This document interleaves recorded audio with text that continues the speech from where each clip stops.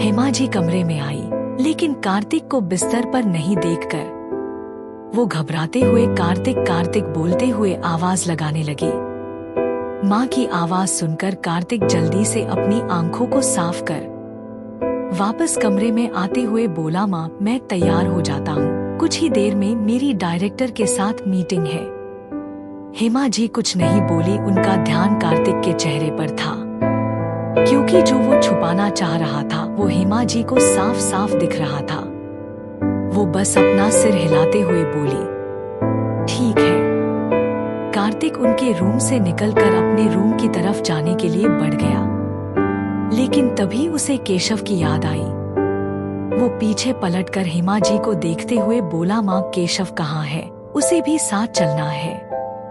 वो बिस्तर ठीक करते हुए बोली, केशव को कुछ काम था इसलिए वो रात में ही चला गया। उसने कहा था कि वो रात को अपने ही फ्लैट पर रहेगा और सुबह सीधे वहीं से ऑफिस में तुमसे मिलेगा। ठीक है, फिर मैं भी जल्दी से तैयार हो जाता हूँ। ये कहते हुए कार्तिक शावर लेने अपने रूम में चला गया। हेमा जी दरवाजे को घूरते हुए मन ही मन भगवान को याद करते हुए बोली, हे भगवान, जो बीत गया उसे हम नहीं बदल सकते, लेकिन आने वाले समय तो अच्छा हो सकता है। प्लीज भगवान, कोई अच्छी सी लड़की मेरे कार्तिक के जिंदगी में भेज दीजिए जो उसे खुद से भी ज्यादा प्यार करे, इतना प्यार कि वो सब कुछ भूल जाए। मुंबई एयरपोर्ट। हरी देशमुख जी मुंबई इंटरनेशनल एयरपोर्ट पर खड़े सोनाली के आने का बेसब्री से इंतजार कर रहे थे। इस बार 6 महीने हो गए थे उन्हें सोनाली से मिले हुए। कुछ हेल्थ इश्यू के कारण तो कुछ सोनाली की नई कंपनी के काम में वो उलझ कर रह गए थे, जिस कारण उनका पेरिस जाना नहीं हो पाया। सोनाली और विधि अपना सामान लिए एयरपोर्ट से बाहर आई, लेकिन जैसे ही उसकी नजर देशमुख जी पर पड़ी, वो खुशी चिल्लाते हुए बोली, दादू। वो जल्दी से आगे बढ़कर उनके पैर छूकर उनके गले से लग गई। देशमुख जी प्यार से मुस्कुराते हुए सोनाली के सिर पर हाथ रखते हुए बोले, खुश रहिए सोना, भगवान आपको खूब सारी कामयाबी दे। सोनाली मुस्कुराते हुए उनसे अलग होकर इधर उधर देखते हुए बोली, दादू दादी माँ नहीं दिख रही है क्या, वो मुझे लेने नहीं आई है? सोनाली का उतरा चेहरा देखकर वो उसके सिर पर प्यार से हाथ फेरते हुए बोले, आपको तो पता ही है आपकी दादी की तबीयत कुछ ठीक नहीं है, इसलिए मैंने उन्हें घर पर ही रहकर आपका इंतजार करने के लिए कहा है। तभी विधि सोनाली के बगल में खड़े होकर नाराजगी से बोली, दादू सारा प्यार सिर्फ सोना के लिए, मैं भी हूँ। देशमुख जी हंसते हुए बोले, हम आपको कैसे भूल सकते हैं, इधर आइए अपने दादू के पास। विधि मुस्कुराते हुए आई और उनके के पैर छूने के लिए झुक गई। देशमुख जी विधि के सिर पर हाथ फेरते हुए बोले, भगवान आपको लंबी उम्र दे। विधि मुस्कुराते हुए बोली, ये हुई ना बात दादू। तभी ड्राइवर आकर दोनों का सामान उठाने लगा। विधि उसे रोकते हुए बोली, मुझे अभी कहीं और जाना है, इसलिए मेरा सामान रहने दो, बस सोना का रख दो।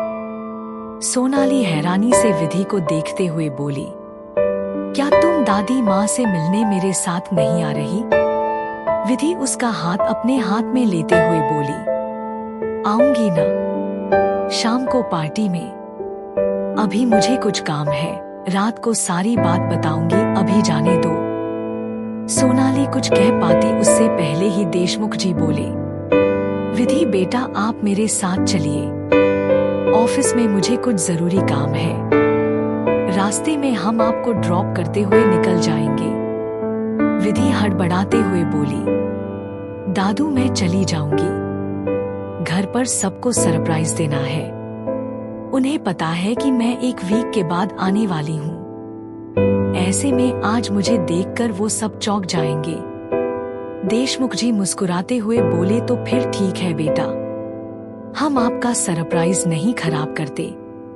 विधि स्माइल के साथ रात को सोनाली से मिलने का वादा कर कैब में बैठकर अपने घर के लिए निकल गई। उसके जाते ही देशमुख जी सोनाली को देखते हुए बोले, वैसे आपके लिए कुछ है मेरे पास सोना। सोनाली के चेहरे पर मुस्कान आ गई। क्या है दादू? पहले आप अपनी आंखें बंद कर अपने हाथ को आगे कीजिए। सोनाली तुरंत अपनी आंखें बंद कर हाथ आगे करते हुए बोली, दादू अब बताइए कि क्या है। देशमुख जी सोनाली के हाथ में एक छोटा सा बॉक्स थमाते हुए बोले, अब आप अपनी आंखें खोल सकती है। सोनाली जैसे ही अपनी आंखें खोली, उसकी नजर अपने हाथ के बॉक्स पर पड़ी। वो तुरंत बॉक्स खोलकर देखने लगी। उस बॉक्स में कार की चाबी थी। वो चाबी को निकालते हुए खुशी से बोली, न्यू कार। देशमुख जी सोनाली के सिर पर हाथ फेरते हुए बोले, हम्मम नई कार। वो क्या है ना, अभी मर्सिडीज की नई रेंज मार्केट में लॉन्च हुई थी तो हमने सोचा ये आपके लिए अच्छा रहेगा। वैसे ये कस्टमाइज है, बिल्कुल आपकी पसंद के हिसाब से। लेकिन दादू इसकी क्या जरूरत थी, पहले ही तो इतनी सारी कारें हैं हमारे पास। देशमुख जी प्यार से सोनाली के चेहरे को छूते हुए बोले, अभी तो उम्र है आपकी, ये बस आपकी दादी और हमारा आशीर्वाद है। क्या हम इसे ड्राइव कर सकते हैं? सोनाली एक्साइटेड होकर बोली, बिल्कुल आप अपनी नई कार से घर जा सकती है। दादी माँ आपका इंतजार कर रही है। मैं शाम को आपसे मिलूंगा, कुछ जरूरी काम है, निपटा कर आता हूँ। सोनाली मुस्कुराते हुए अपनी गर्दन हिलाते हुए देशमुख जी को साइड से हक कर पार्किंग की तरफ उनके साथ ही चल पड़ी।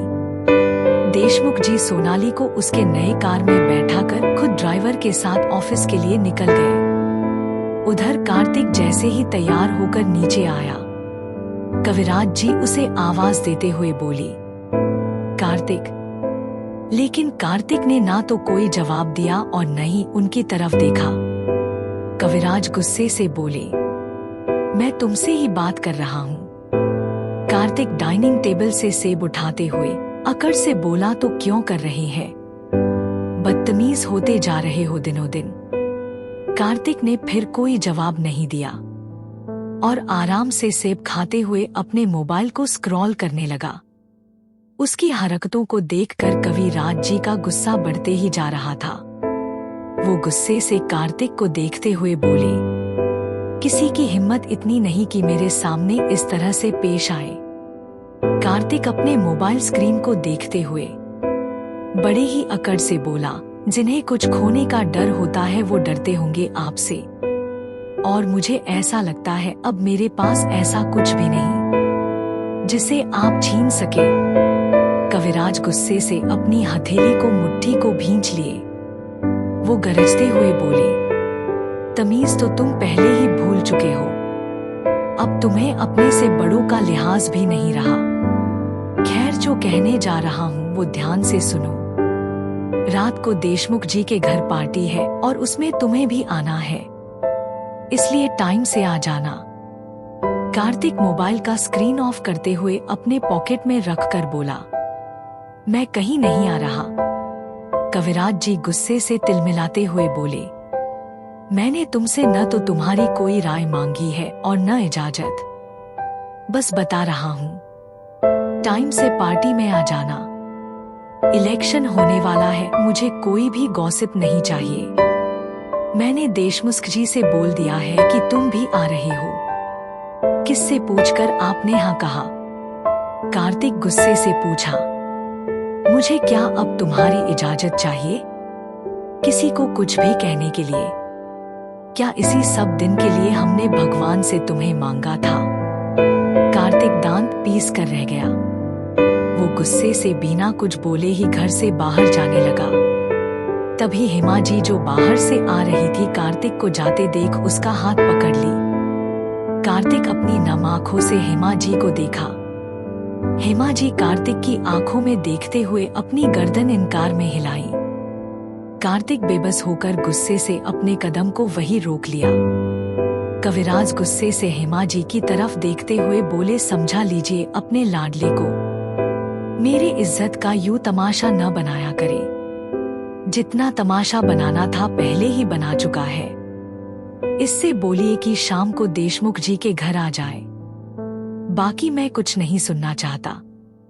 इतना कहकर वो गुस्से से स्टडी रूम में चले गए। कविराज के जाते ही हेमा जी कार्तिक के नाराज चेहरे को अपनी हथेलियों में भरते हुए बोली, अपने डैड के लिए नहीं, लेकिन अपनी मम्मा के लिए तो आ सकते हो ना वहां। तुम्हें तो पता ही है ना देशमुख जी और हमारा रिश्ता क्या है। कार्तिक बेबस होकर हेमा जी के तरफ देखा, जिनकी आंखें बता रही थी कि वो कार्तिक की हाँ सुनने के लिए कितनी बेताब है। कार्तिक अपने मन को मारते हुए बोला, यदि आप चाहती है तो आपके लिए जरूर आऊंगा, लेकिन आप मिस्टर दीक्षित से बोल दीजिएगा, अपने मन में इस बात का गुमान न रखें कि उनके कारण मैं वहां जा रहा हूं। ना तो मुझे उनके गद्दी में कोई इंटरेस्ट है और न उनके बिजनेस में, क्योंकि ये सब मेरे लिए किसी काम के नहीं है। जो मुझे चाहिए वो इस जिंदगी में अब कभी नहीं मिल सकता। ये सब कहते हुए कार्तिक की आंखें झिलमिला गई। वो हेमा जी का हाथ अपने कंधे से हटाते हुए बड़ी तेजी से घर से निकल गया। कार्तिक जैसे ही अपनी कार के पास पहुंचा, उसकी नजर पार्टी के लोग पर पड़ी जो मेन गेट से अंदर आ रहे थे। कार्तिक जल्दी से अपनी आंखों पर गॉगल्स चढ़ा लिया और आगे की कहानी सुनने के लिए लाइक और सब्सक्राइब करें।